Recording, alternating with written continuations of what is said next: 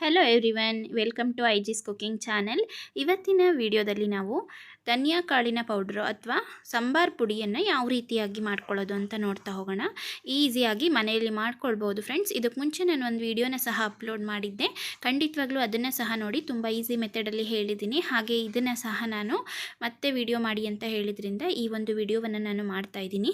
ಖಂಡಿತವಾಗ್ಲೂ ಸಹ ಎಲ್ಲರೂ ಈ ವಿಡಿಯೋವನ್ನು ವಾಚ್ ಮಾಡಿ, ಈಸಿಯಾಗಿ ಹೇಳ್ಕೊಡ್ತಾ ಇದ್ದೀನಿ ನೋಡಿ. ಧನಿಯಾ ಕಾಳನ್ನು ಮನೆಗೆ ತಂದು ನಾವು ಇದು ಸ್ವಲ್ಪ ಮೆತ್ತಗಿದ್ರೆ ಇದನ್ನು ಬಿಸಿಲಲ್ಲಿ ಒಣಗಿಸ್ಕೊಳ್ಬೇಕಾಗತ್ತೆ. 1 kg ಧನಿಯಾ ಕಾಳನ್ನು ನಾನು ತೊಗೊಂಡು ಸ್ವಲ್ಪನೇ ಹಾಕ್ಕೊಂಡು ನಾನು ಇದರಲ್ಲಿ ಈ ರೀತಿ ಫ್ರೈ ಮಾಡ್ತಾ ಇದ್ದೀನಿ. ಗ್ಯಾಸ್ ಮೇಲೆ ಇಟ್ಕೊಂಡು ಈ ರೀತಿ ಒಂದು ಬಾಣಲೆಯನ್ನು ತೊಗೊಂಡು ಸ್ವಲ್ಪನೇ ಧನಿಯಾ ಕಾಳನ್ನು ಹಾಕ್ಕೊಂಡು ನಾವು ಬಿಸಿ ಮಾಡಬೇಕು. ಲೋ ಫ್ಲೇಮಲ್ಲಿ ಗ್ಯಾಸನ್ನು ಇಟ್ಕೊಂಡು ಬಿಸಿ ಮಾಡಿ. ಧನಿಯಾ ಕಾಳು ಕಪ್ಪಾಗಬಾರ್ದು. ಆ ರೀತಿ ನಾವು ನೋಡಿ ಈ ರೀತಿ ಕೈ ಬಿಡದಲ್ಲೇ ತಿರುಗಿಸ್ತಾನೆ ಇರಬೇಕಾಗತ್ತೆ.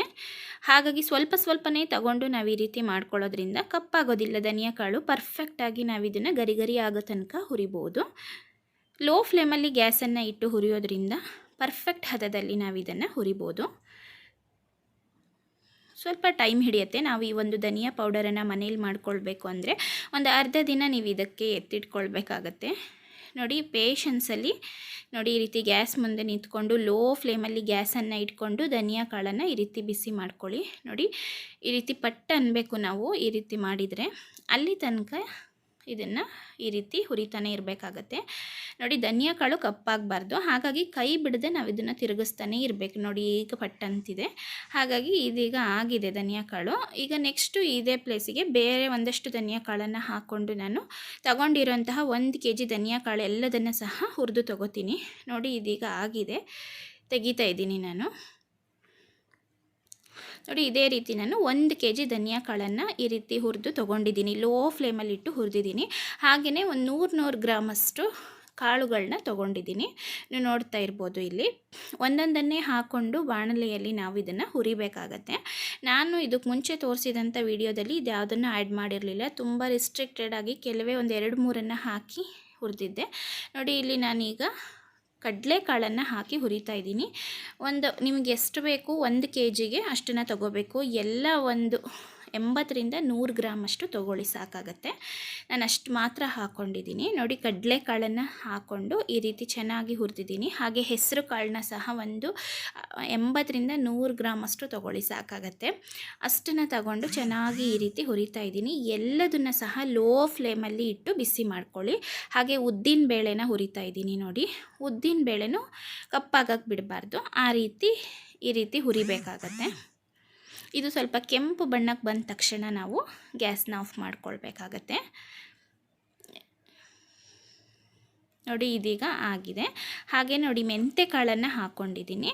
ಮೆಂತ್ಯ ಒಂದು 4-5 ಚಮಚದಷ್ಟು ಹಾಕ್ಕೊಂಡಿದ್ದೀನಿ. ನೋಡಿ ಇದನ್ನು ಸಹ ಚೆನ್ನಾಗಿ ಹುರಿತಾ ಇದ್ದೀನಿ. ಮೆಂತ್ಯ ಒಂದು 50 ಗ್ರಾಮಷ್ಟು ತೊಗೊಂಡಿದ್ದೀನಿ. ಹಾಗೆಯೇ ನೋಡ್ತಾ ಇರ್ಬೋದು ನೀವು ಜೀರಿಗೆಯನ್ನು ಹುರಿತಾ ಇದ್ದೀನಿ. ಒಂದು 50 ಗ್ರಾಮಷ್ಟು ಜೀರಿಗೆ ಹುರಿತಾ ಇದ್ದೀನಿ. ಇದನ್ನು ಸಹ ಜಸ್ಟ್ ಬಿಸಿ ಮಾಡಿಕೊಂಡ್ರೆ ಸಾಕು ಫ್ರೆಂಡ್ಸ್. ಇದನ್ನು ಕಪ್ಪಾಗಕ್ಕೆ ಬಿಡಬಾರ್ದು. ಹಾಗೆಯೇ ಸಾಸಿವೆ ತಗೊಂಡಿದ್ದೀನಿ. ನೋಡಿ ಸಾಸಿವೆನೂ ಸಹ ಚಟಪಟ ಅಂತ ಅನ್ನಬೇಕು, ಅಲ್ಲಿ ತನಕ ಹುರಿಬೇಕಷ್ಟೆ. ನೋಡಿ ಸಾಸಿವೆ ಬೇಗ ಚಟಪಟ ಅನ್ನತ್ತೆ, ಹಾರ್ತಾ ಇದೆ. ನೋಡಿ ಇದಕ್ಕೆ ಇಷ್ಟು ರೆಡಿಯಾಗಿದೆ. ಇದನ್ನು ನಾನೀಗ ರೆಡಿ ಮಾಡಿ ಇಟ್ಕೊಂಡಿರುವಂತಹ ಧನಿಯಾ ಕಾಳು ಒಳಗಡೆ ಇದನ್ನು ಸೇರಿಸ್ಕೊಳ್ತೀನಿ.